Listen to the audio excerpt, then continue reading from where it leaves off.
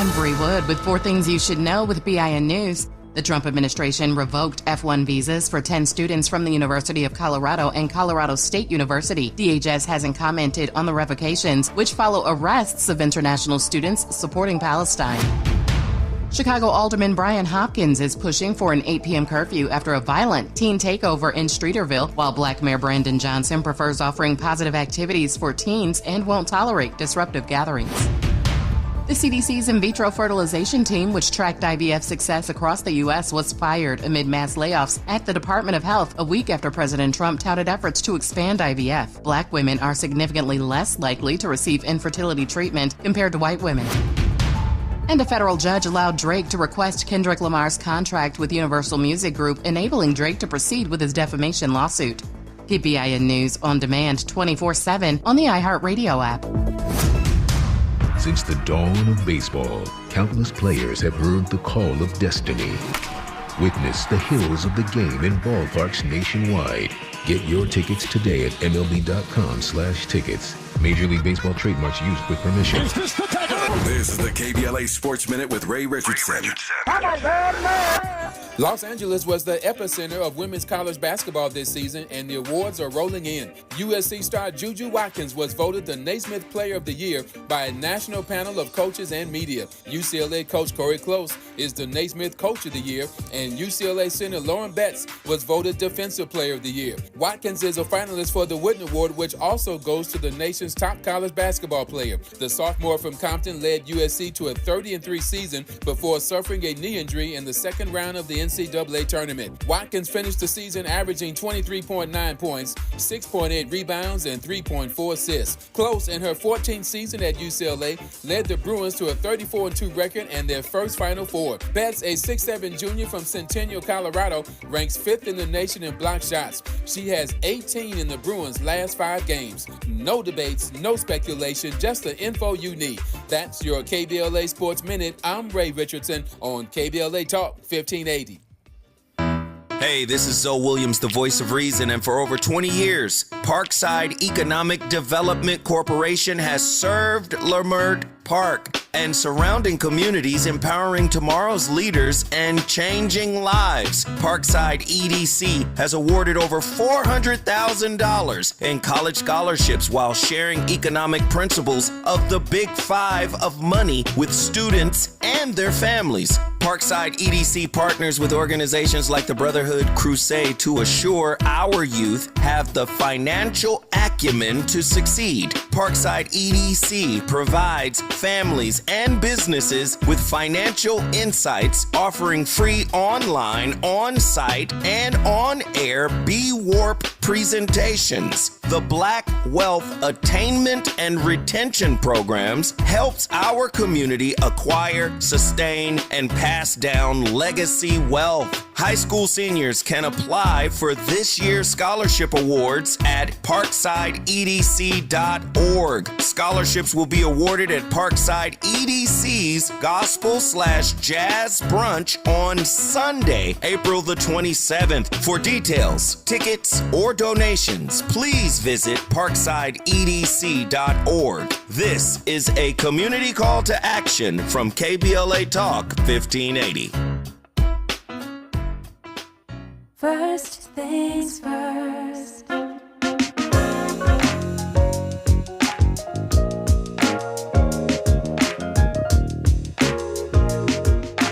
First things first, it's the DU General, Money B. I'ma put you up on the schedule, 6 to 9, 8 weekdays, not 2 and 7. Let's go. We got a lot to talk about, so much to pedal through. Unapologetically progressive. Tune to KBLA 1580 to get the mess. We're your ancestors' favorite radio station. First black on talk radio, left side of the nation. Me and Dominique DiPrima go way back.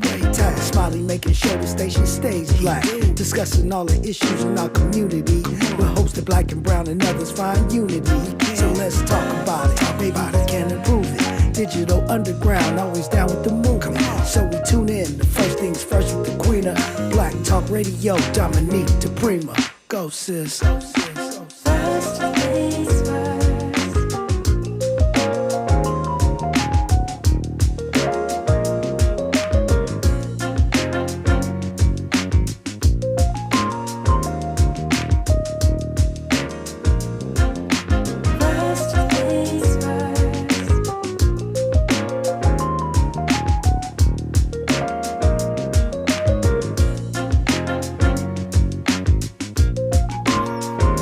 KBLA Talk 1580. Good morning. God bless. I'm Dominique DiPrima. This show is called First Things First, and my first thing today, actually every day, giving thanks, giving praises, and asking for blessings from God, asking for the blessings of the ancestors and the elders, and let's go, let's roll. Man almighty, it's a lot going on in this world. So the way we do things on a Thursday, and I'm pretty sure it's a Thursday, hour one, we look local, what's going on the left coast. Hour two, we go national, international, and beyond. And in the third hour, we do a deep dive on a hot topic or an important person, and typically it's kind of both rolled into one. Today will be interesting because I haven't talked to this man in 100 years. And so it should be quite a conversation. The man known as Kidi Wadu, formerly the Conscious Rasta. He is now a top-level raw food chef. We'll get some great health, nutrition, and even planting stuff because he does organic gardening, and Lord knows it's a good time to plant some food, given what's going on the national scene. So that'll be our 3, hour 2. Phone lines are open for you. Well, they're always open. In fact, they're open right now at 800-920-1580. But we'll take our deep dive into some of this national stuff that's going on, like tariffs and will he or won't he Doge, Mr. Musk. A lot of things to ponder. The reaction in the world stage, pretty interesting. And we're only one day in. And then, of course, this hour, we will look at what's happening locally, how it impacts the national. And I'm excited to have on in the clutch my friend and colleague. He is an abolitionist who says he was born and raised in the 2nd District of Los Angeles, which happens to be where I'm sitting right now. He is a graduate of Hampton University and Howard University School of Law. He practices criminal defense and civil rights. Attorney Jaaye Person-Lynn, good morning. Hey, good morning, Dominique. How you doing today? I'm great. How are you? I'm doing just fine, Had a wonderful night at HBCU night last night at Intuit Dome. It was a great night, so I'm in that spirit.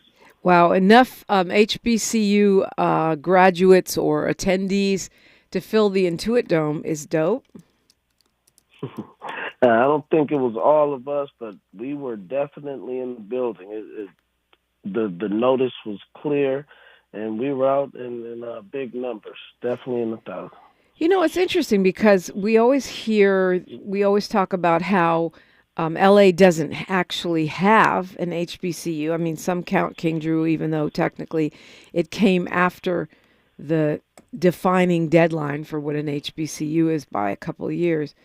But there's a lot of y'all here, a lot of HBCU grads and lawyers and secondary school folks. So are you tapped into that community in terms of your business life and your social life here in SoCal? Oh, very much so, very much so.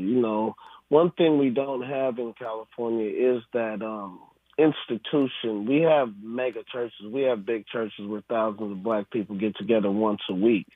But an HBCU is a multiple thousand-person institution running Sunday through Saturday, and from top to bottom, from the president to the janitor. And so that experience is a unique one, and it's a feeling that is very hard to get. And people from Los Angeles, some do, but most just don't understand it. And so you have to be around other HBCU alums to kind of understand it and get that feeling. And we have a few things, man. The Taste of Soul is amazing. There's other things in Leimert Park. You can get that feeling sometimes, but it's definitely great to be around other people that understand that experience. Yeah, it's I don't understand. I mean, I got a lot of family members.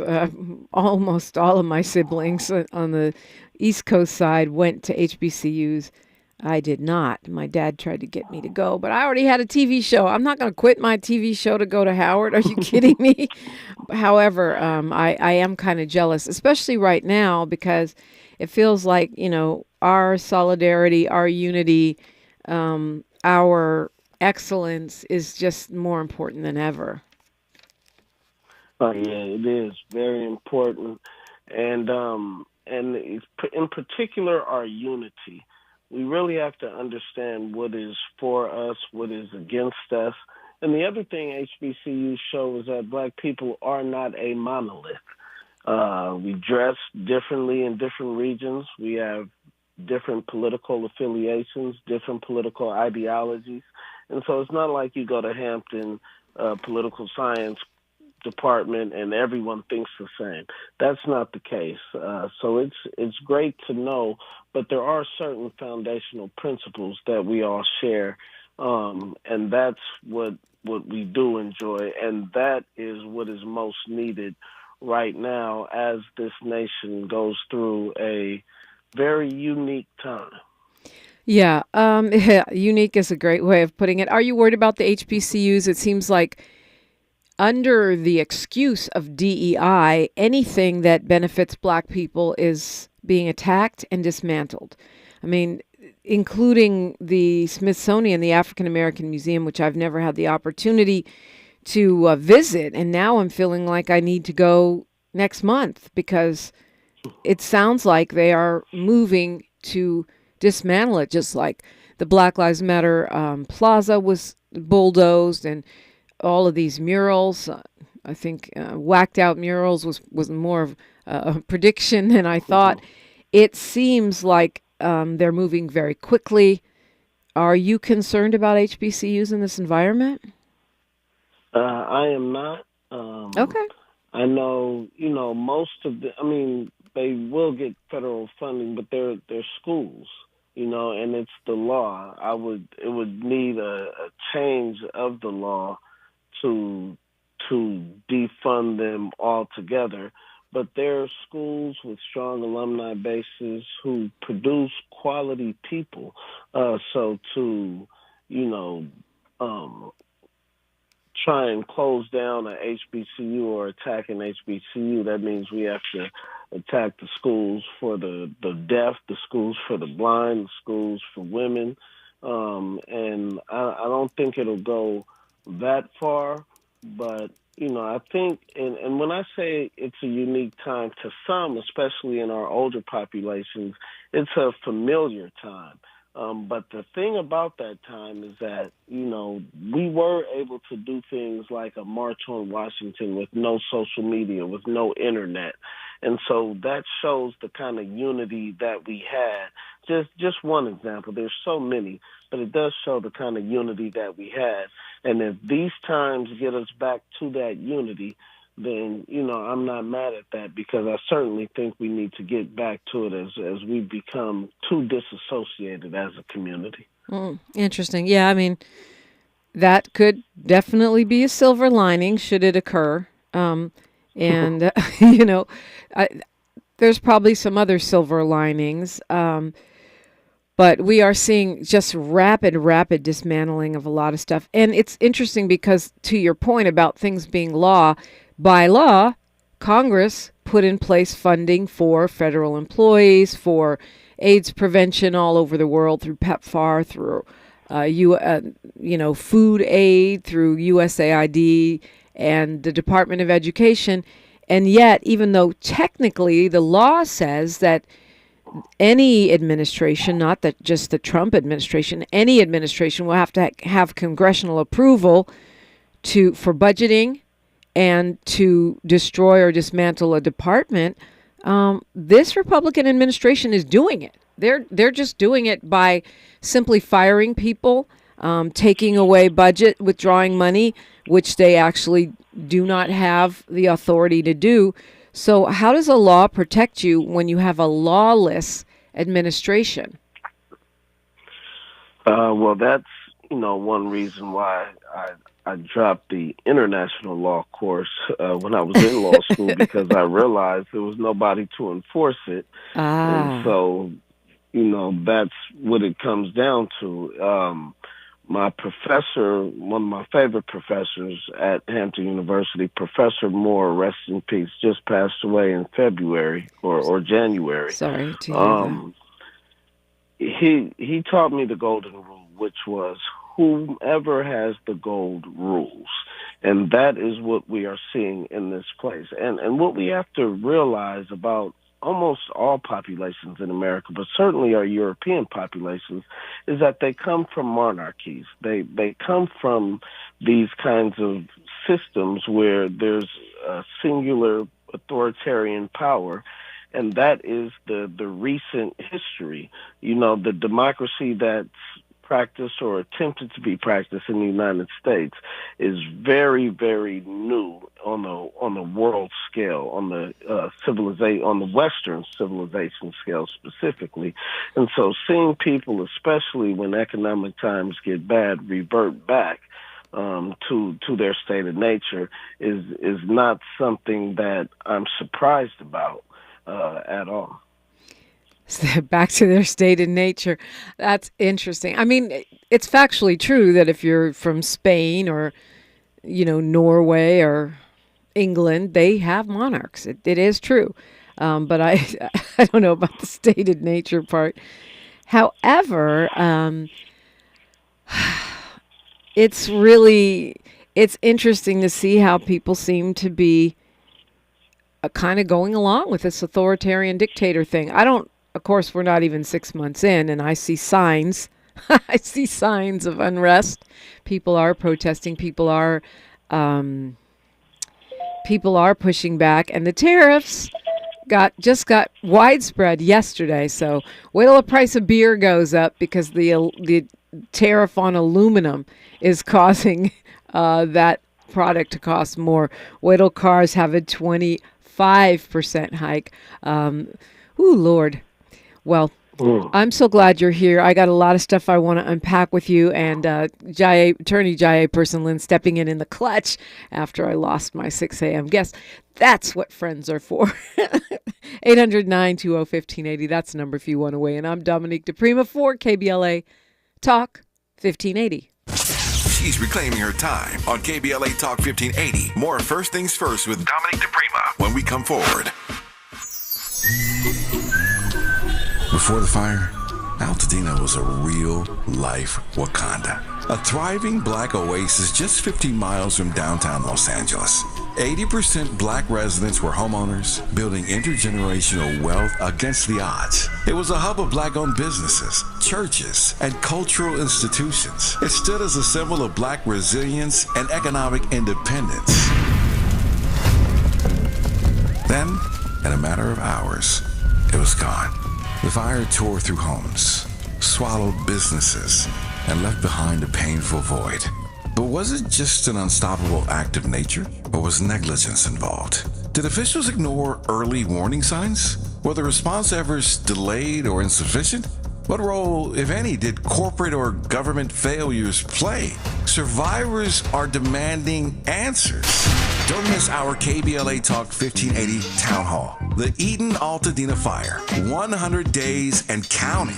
On Wednesday, April 16th, 4 to 6 p.m. at the Robinson Park Recreation Center, 1081 North Fair Oaks in Pasadena. Join Dominique DiPrima, Nee Cordelai Corte, James Farr, Tavis Smiley, and a panel of survivors, community leaders, and experts as we commemorate Day 100 since the wildfires flared up. And we discuss where we go from here. It's KBLA's Eaton-Altadena Fire, 100 days and counting Town Hall. Wednesday, April 16th, 4 to 6 p.m. at the Robinson Park Recreation Center in Pasadena. Light refreshments to follow. Admission is free, but sign-up is required at our KBLA1580.com website. This is a community call to action brought to you by KBLA Talk 1580 and Quinn Emanuel Trial Lawyers. At KBLA Talk 1580, we've got your black. How serious is youth vaping? Irreversible lung damage serious. 1 in 10 kids vape serious, which warrants a serious conversation from a serious parental figure like yourself. Not the seriously know-it-all sports dad or the seriously smart podcaster. It requires a serious conversation that is best had by you. No, seriously. The best person to talk to your child about vaping is you. To start the conversation, visit talkaboutvaping.org. Brought to you by the American Lung Association and the Ad Council. I can't believe how spotless my floors look after using the Swiffer Power Mop. No more dragging around a heavy mop and messy bucket. Now I get the same deep clean without all the work. Thanks to the powerful solution and scrubbing pad of the Swiffer Power Mop, dirt and grime don't stand a chance, and I don't break a sweat. Mic drop. Mop drop. Swiffer Power Mop. Swiffer Power Mop. A smarter way to mop. Try it or your money back. We've got a lot to talk about. Hi, I'm Ray Richardson, your sports connection here at KBLA Talk 1580. Join me and my co-host Neil Scarborough every Saturday night at 7 for Out of Bounds, the show that brings some flavor to the world of sports for 60 minutes. We take you beyond the scores and press conferences. We give you our point of view, the way black folks see what's going down. You can join the conversation and give us your analysis at 1-800-920-1580. Out of Bounds every Saturday night at 7 on KBLA Talk 1580. We've got a lot to talk about. Unapologetically progressive. KBLA Talk 1580. We've got your black. You like the style, though. Your ancestors' favorite radio station, and your favorite morning show host. Let's get back to Dominique DiPrima right now. Right now. You know, good morning to the KBLA chat. The conversation goes on in the comments, youtube.com, KBLA 1580. They're giving you love, Attorney Jaaye Person-Lynn, as they should. I was thinking how you and I don't agree on everything. We agree on some things. Other things we pointedly don't agree on. But I'm hoping that we, you know, the way we roll as both professionals and the kind of non-monolithic black folks that you're describing, and also friends, that we can model what that looks like. You know, black men and women do not have to be at war when we agree or we disagree. And we fortify one another, uplift one another. We have the opportunity to build even in the middle of chaos and seeming destruction. So thank you for just always your support, your friendship, and our incredible ability to agree to disagree. Yes, I appreciate that. And it is something that I enjoy, having the discourse, knowing that we don't need to be disagreeable to disagree. That is something I certainly do enjoy about your show and coming on your platform. And Jaaye, I have on my Justice for Waukesha Wilson shirt today. And I'm grateful because it was given to me by her family. Waukesha Wilson, for those not familiar, was killed inside of LAPD Metro Detention Center while in their custody. And the family wasn't notified for days and days. And then that was 9 years ago. They've been crusading for some kind of justice. Well, Friday, Assemblymember Isaac Bryan announced Waukesha's law that he's going to be pushing for family notification when people are moved, killed, or injured inside of jails and prisons. And Congresswoman Sidney Kamlager, Dove, has introduced a family notification law in her honor on the federal level to require notification. I know you've represented some folks who have had these struggles, and it never ceases to amaze me how you can have someone dead or moved to another state or in a hospital because of an injury or unaliving that happens in prison, and nobody has to be notified. The family can just be ignored by law enforcement in the system. Yeah, that is always, tough to understand and just accept, but realizing that is just how things are. Unfortunately, that's how things are. But it's good to hear about the efforts to change that. It's good to hear that people are out there recognizing the problem and trying to come up with a solution to the problem, because it is a problem. There should never be a situation where family is just left in the dark about something as important as their loved one's life.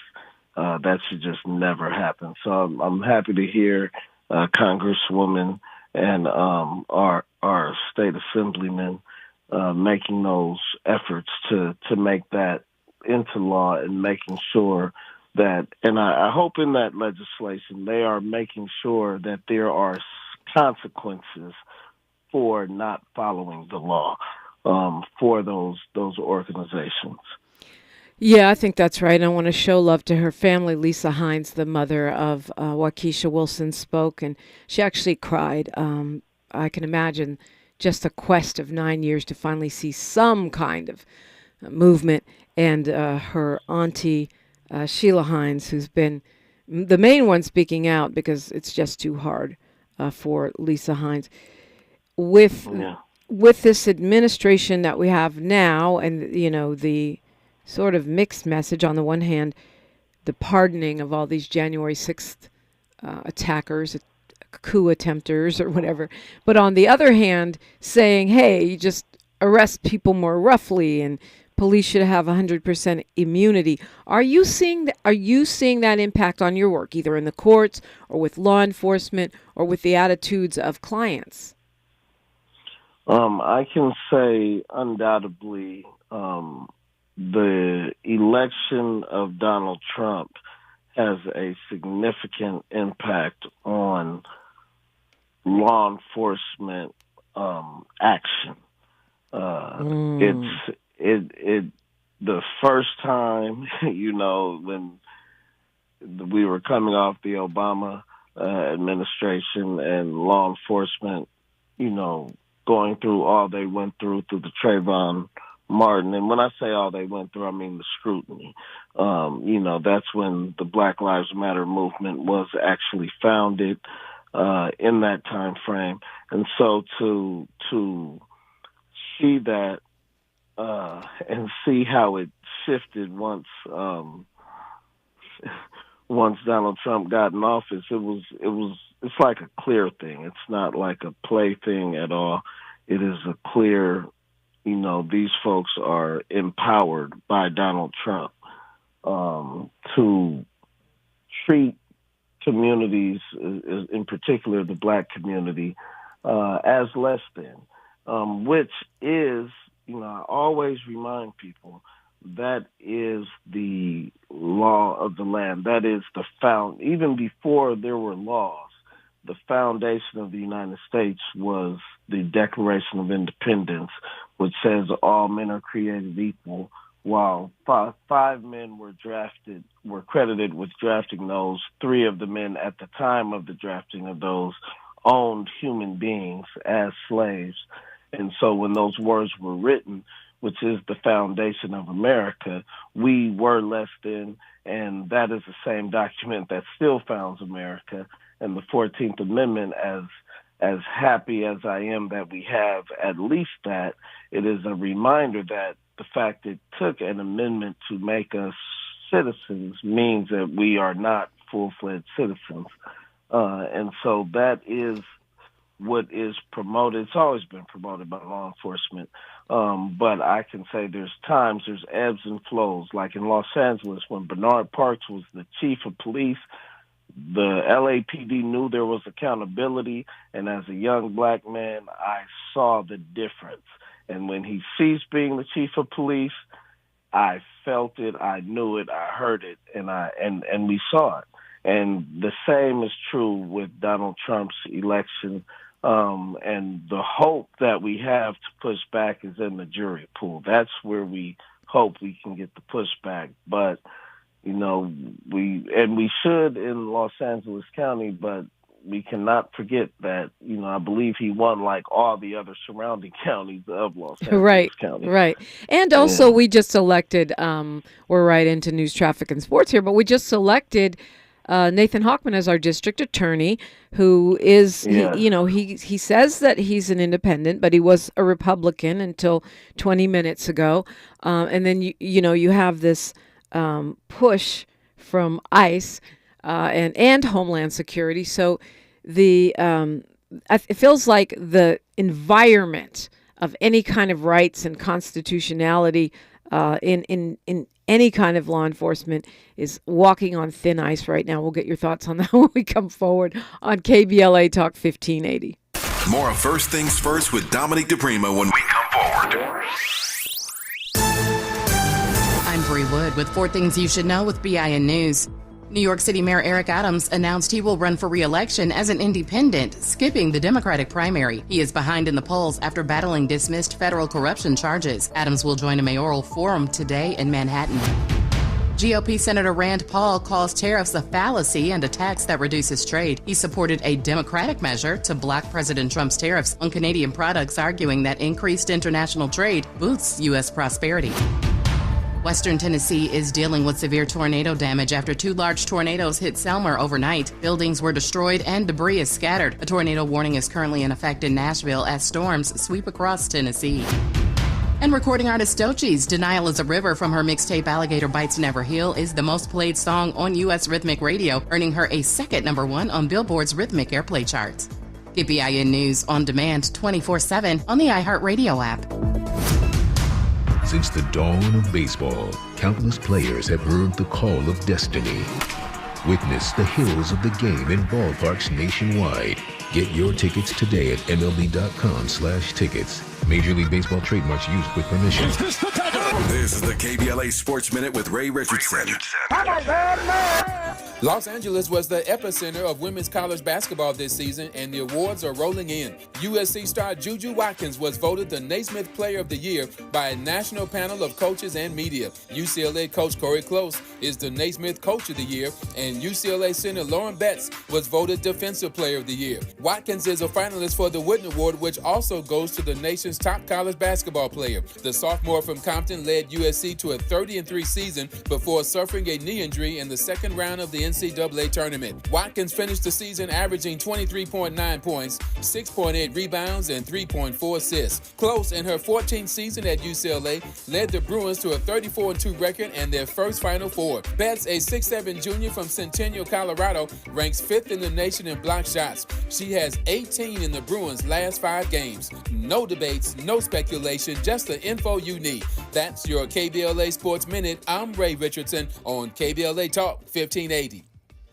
We ask seniors how to prevent Medicare scams.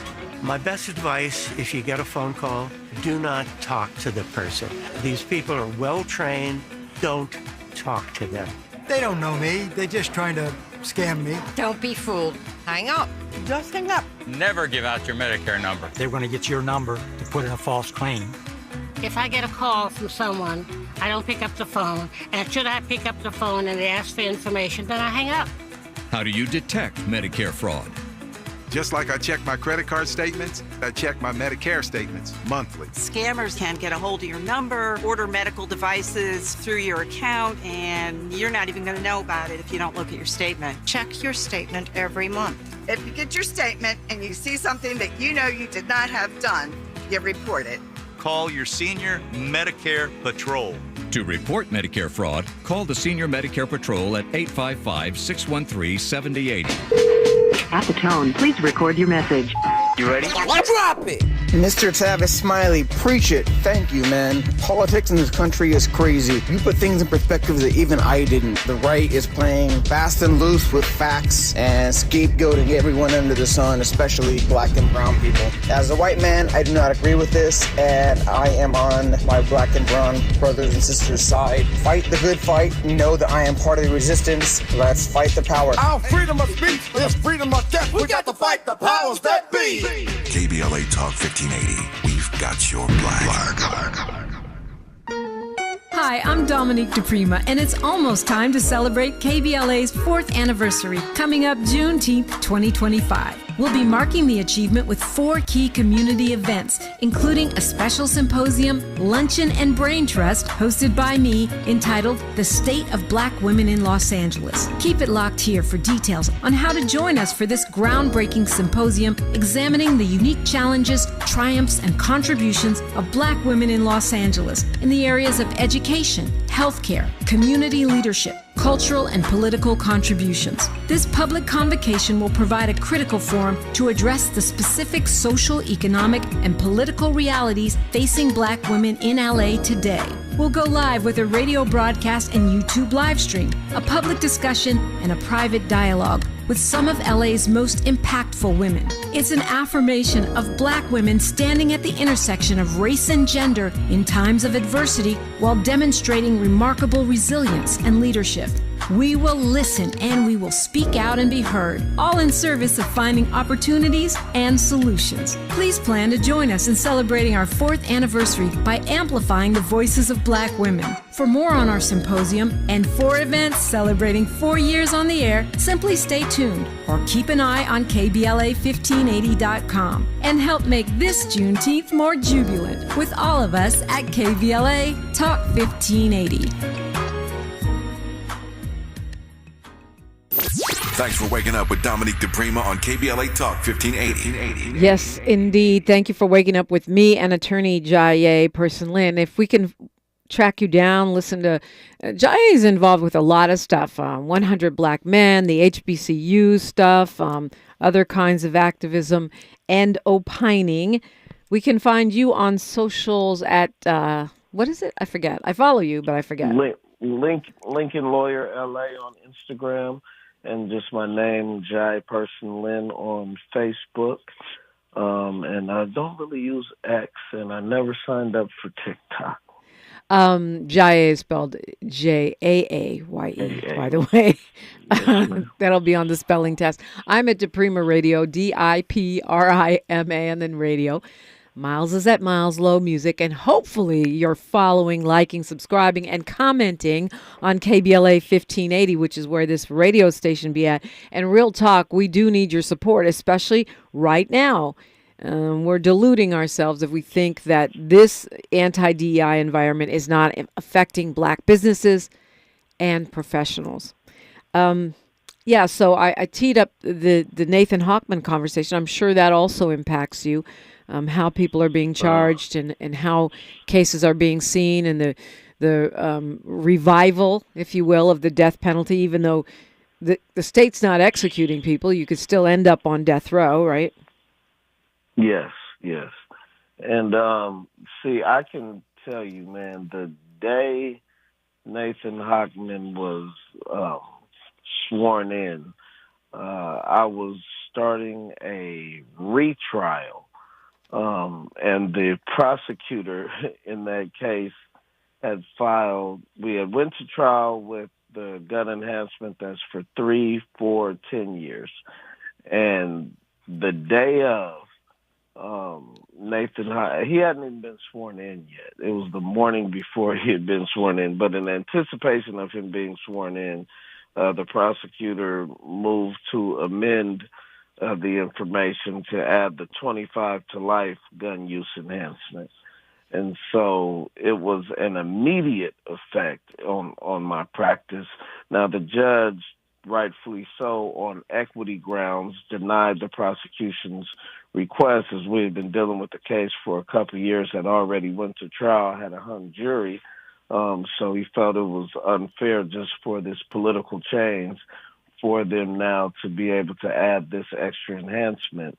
But those enhancements, man, really take things beyond. And so it's never just all bad or all good.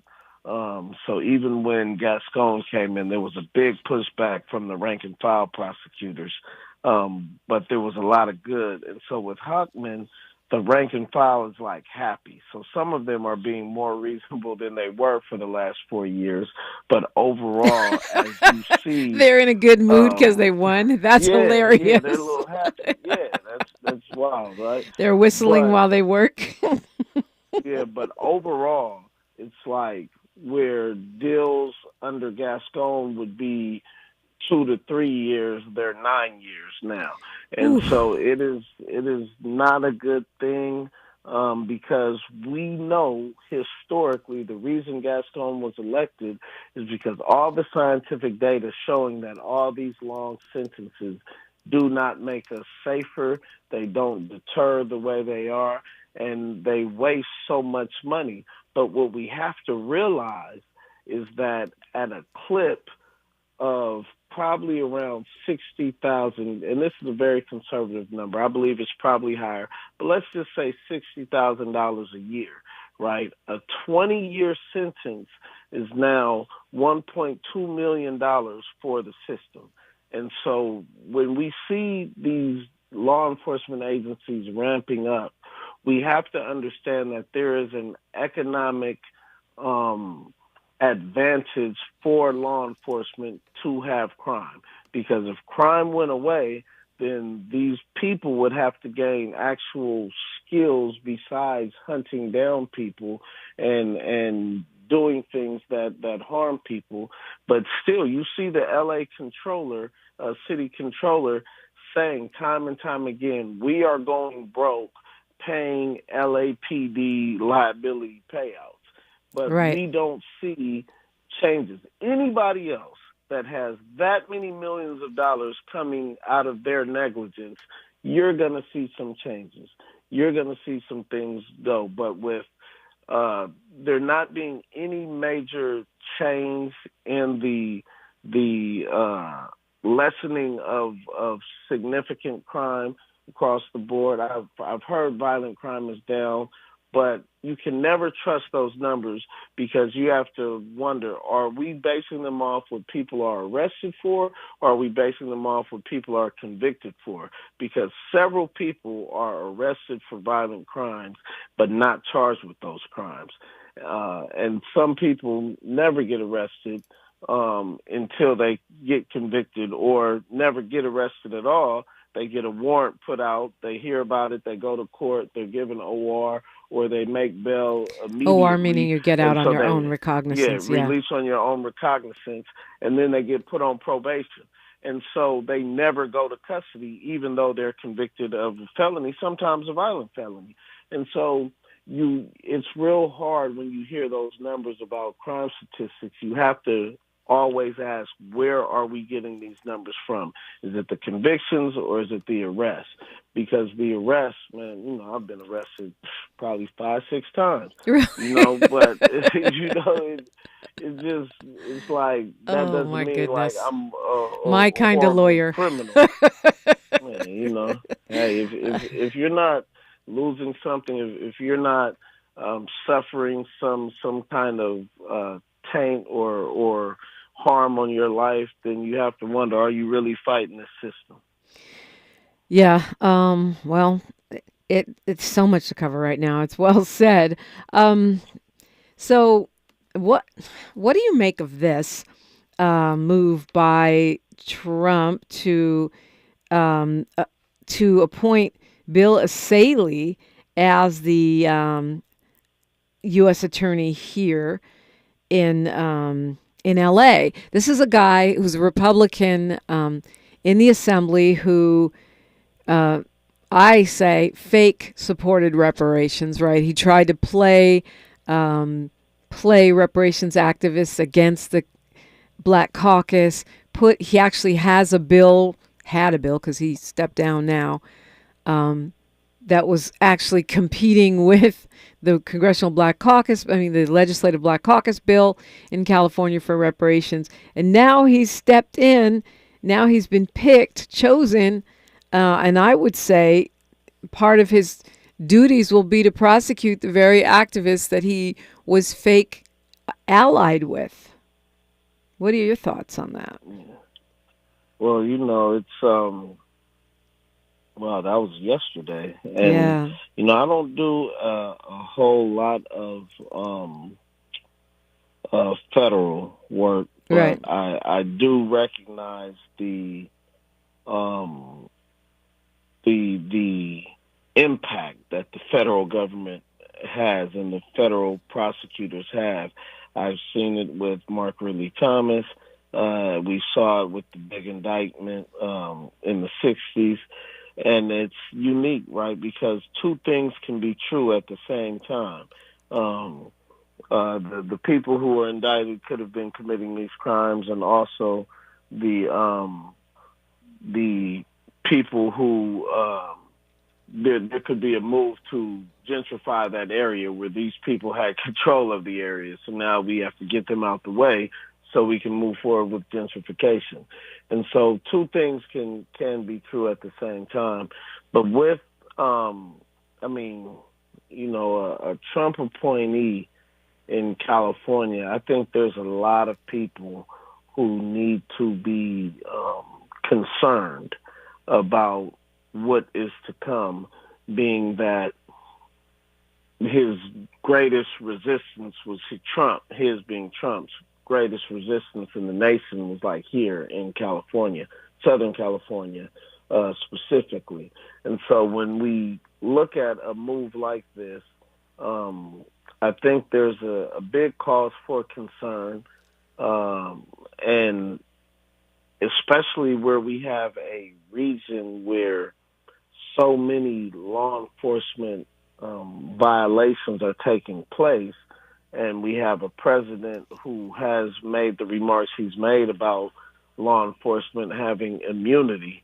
We have to wonder, will we be able to seek federal intervention when we identify things like these sheriff gangs and the jail abuses that take place and the gangs inside the LAPD and just the constitutional violations by these law enforcement agencies?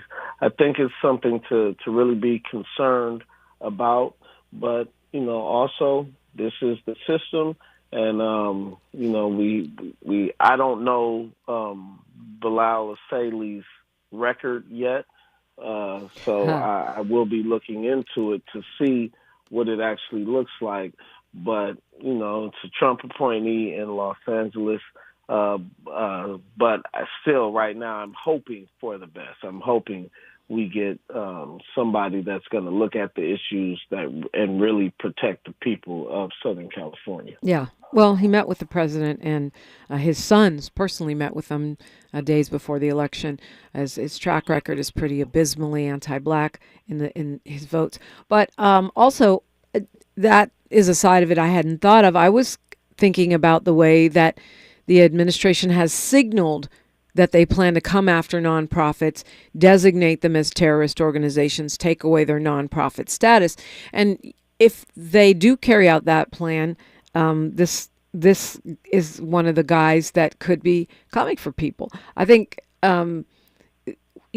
anything that helps black people has clearly been designated as a problem. So, in fact, when we come forward, Attorney Jaaye Person-Lynn, I don't understand, I do and I don't, how they can just, by they, I'm talking Homeland Security and ICE, take people off the streets who have visas, who have green cards, and rescind them based on you attended a protest.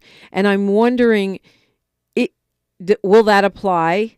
It seems like it will, but it also seems illegal to U.S. citizens.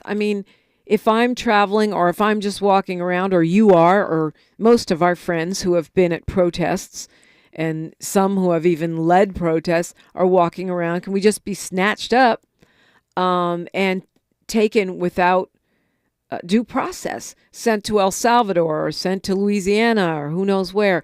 If you were my lawyer, and you never know, you might end up being my lawyer, what would you tell me? What would you tell activists? What would you tell those of us who protest and live what we believe? We'll address that when we continue on KBLA Talk 1580. The station you turn to when you've had it up to here with cultural incompetence. KBLA Talk 1580. The Eaton Canyon fire devastated many black families in Altadena, taking more than just homes. It took memories, legacies, and generational wealth. The heart of a black community is now in jeopardy, but Justice Coalition, led by Gage and King LA Lawyers for the People, are here to help. If you've lost your home, we are standing by to hold insurance companies and utilities accountable for the damage caused. When the community suffers, we all suffer. Together, we can rebuild what was lost. Your recovery starts today. Call 626-429-1259. That's 626-429-1259. Or visit www.eatonfirelawyers.net. Justice Coalition, Gage and King, LA Lawyers for the People. We got you. Call 626-429-1259. Visit www.eatonfirelawyers.net. Again, 626-429-1259. This is attorney advertising. Past results do not guarantee future outcomes. Legal representation is provided by licensed attorneys. I found out that one of my players was vaping. I brought him in and asked him, where did this stuff come from? He said, it's bigger than you think, coach. He had told me that almost everybody in my team was vaping. The next day, all the parents came in, and I said, hey, you as parents need to do your part. You guys need to figure out how, why, and when this stuff is happening, and we got to get it fixed. Coach Sanchez and his team took vaping head-on. Learn how he and other Californians are beating big tobacco at undo.org. Hey there, Los Angeles. This is James Lucky Jr., publisher and editor of Los Angeles News Observer. Are you hungry for news that matters to you in the African-American communities of Los Angeles? Well, buckle up, because we got the scoop you've been craving. Stay in the know and never miss a beat with our free weekly publications conveniently available near you. Or hop on the digital wave and become an exclusive subscriber at OGNSC.com. Don't forget to join the party on Instagram and Twitter at OGNSCINC for behind-the-scenes access and sizzling updates. No more FOMO. Let's stay informed, connected, and empowered together. KBLA Talk 1580. We've got a lot to talk about. KBLA Talk 1580 reminds you that we keep us safe. The Live Your Life organization mentors young women, helping them break negative mindsets and see beyond their surroundings. Through career exposure and hands-on training, they're encouraged to think big, stay focused, and make positive choices. Founded by Nikisha Mama Boo Smith, who transformed her life to become a community leader. Live Your Life is changing lives, but they need your help. They're raising funds to keep their new building open and expand their programs. Your donations will support food, clothes, hygiene products, and holiday giveaways. Visit liveyourlife32.com. That's LIVEYOLIFE32.com to help today. This is a community call to action from KBLA Talk 1580. Thanks for calling Discover. This is Nia. Hi, Nia. It's Jennifer. Did you know that Discover automatically doubles all the cash back you've earned at the end of your first year? Yeah, I work here. Okay. I was just double checking. Get it? Because Discover automatically doubles all the cash back you've earned at the end of your first year? Oh, you get me, Nia. You could say that I double get you. I guess we've taken it too far. You earn, we match. Discover Cashback Match. See terms at discover.com/creditcard. Find a righteous rage and don't be afraid to say what you see. We're KBLA Talk 1580. Absolutely. And you are too, and you're invited in every hour. 800-920-1580. That's the number. Attorney Jaaye Person-Lynn is with me.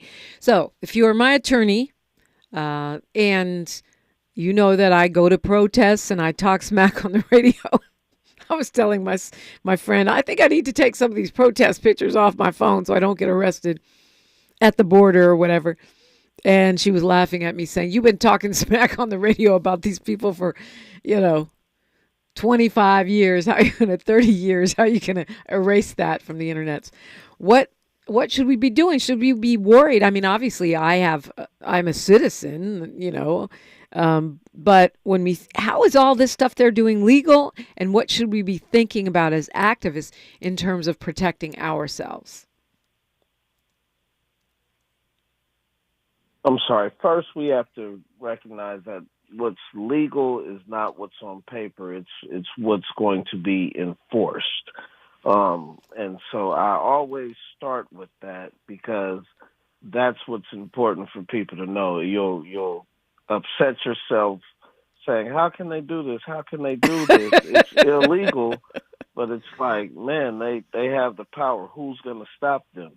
And so if you are not a citizen of the United States, you should not expect the same protections of citizens of the United States under the Constitution. You just flat out should not, especially under this regime. This isn't the first regime to expel people with green cards or other avenues that are legally here in the United States. But what we do have is this administration kind of doing it much quicker and much broader than other administrations have done. And so I tell those people who are not citizens of the United States that you do not have free speech as other citizens do. The 14th Amendment does not protect you. The United States respects respects the rights in the Constitution, not human rights. And that's what we have to understand. Mm-hmm. And then for those of us who are citizens, I mean, it seems like that we're being targeted too for firing, for investigations.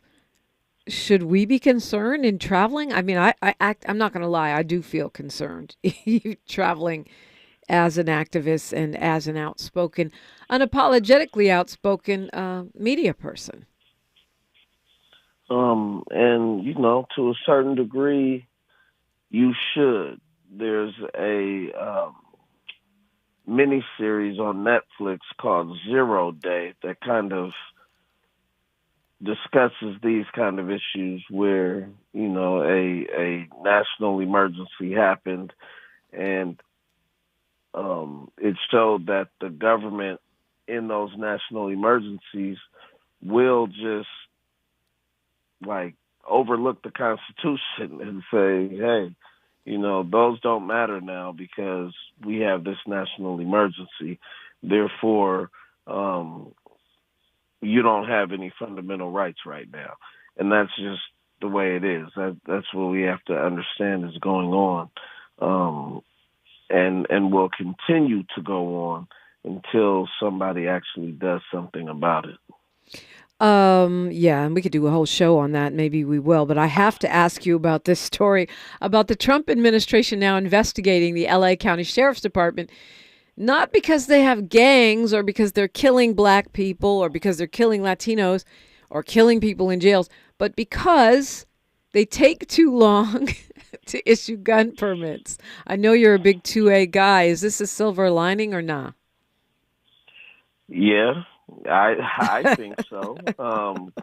Because so often, man, it's people forget why this right is important. It's overlooked often, and that's one of my biggest criticisms from the Democratic Party and those that participate with that party is that you work to prohibit us, like what Trump, and I wanted to mention that earlier. What Trump is doing with defunding agencies and things like that, we cannot forget that there is a process under federal law to reinstate your gun rights if you've been convicted of a federal crime, but you've changed your life, you've lived a number of years as a lawful citizen. But the left has successfully got that faction of the ATF that is tasked with reinstating these gun rights. The left has gotten that faction defunded. And so for the last, decade or so, although the law says you must do this, they are just simply not doing it at all. And so all these applications are just sitting there, and there's no money to fund processing these applications. Okay, but here's my question, and I'm just interjecting because we're almost out of time here. My belief is that even if they speed up concealed carries and gun permits, they're not going to be speeding them up for black people, not the Trump administration. I mean, they might not, but at the same time, that is an issue that I think the black community should get behind and say, hey, this is something good coming out of the administration, because what we know about Donald Trump is he likes his ego stroke. We saw that with the Zelensky letter. Right. Like they had the meeting, there was this contentious meeting, Zelensky stormed out, and then you had a letter praising Donald Trump, and, things kind of got back to where they were. So, just understanding that as a political philosophy, if there's something that you have that you can, say to Donald Trump, like, hey, you did this good, sir. Thank you. This would be it. And I think, we would be wise to at least acknowledge that this is something that we should be happy that the federal government is stepping in when the Los Angeles Sheriff's Department is diminishing our federal rights, which the Second Amendment is one of our federal rights, fundamental federal rights. Yeah, well, be interesting to look and see how that goes. But flattery as a political philosophy is dirty work. Attorney Jaaye Person-Lynn, thank you so much for joining me this morning. Have a great day. All right, it's the perfect time to call me, 800-920-1580. I'm Dominique DiPrima, and this is KBLA Talk 1580. KBLA 1580 Santa Monica. I'm Bree Wood with 4 Things You Should Know with BIN News. New York City Mayor Eric Adams announced he will run for re-election as an independent, skipping the Democratic primary. He is behind in the polls after battling dismissed federal corruption charges. Adams will join a mayoral forum today in Manhattan. GOP Senator Rand Paul calls tariffs a fallacy and a tax that reduces trade. He supported a Democratic measure to block President Trump's tariffs on Canadian products, arguing that increased international trade boosts U.S. prosperity. Western Tennessee is dealing with severe tornado damage after 2 large tornadoes hit Selmer overnight. Buildings were destroyed and debris is scattered. A tornado warning is currently in effect in Nashville as storms sweep across Tennessee. And recording artist Doechie's Denial is a River from her mixtape Alligator Bites Nationwide. Get your tickets today at MLB.com/tickets. Major League Baseball trademarks used with permission.